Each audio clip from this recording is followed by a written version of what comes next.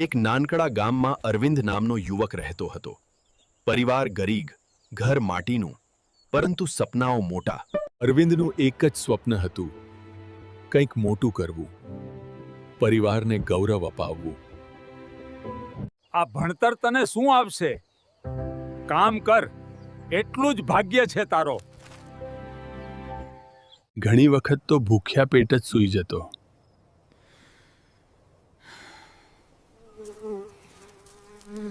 એક ઋદ્વસ પરીક્ષા આવી.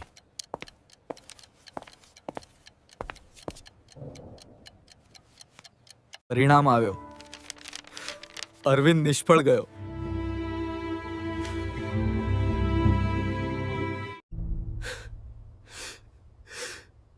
એ રાતે તે લાંબા સમય સુધી રડતો રહ્યો.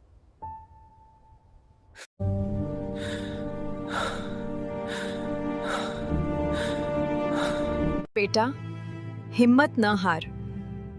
સમય બદલાશે અને તું ફરીથી પ્રયાસ કરીશ. આ શબ્દોએ અરવિંદને નવજીવન આપ્યું.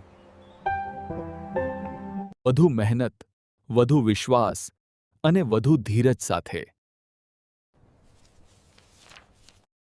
વર્ષો પછી એ જ અરવિંદ અધિકારી બન્યો.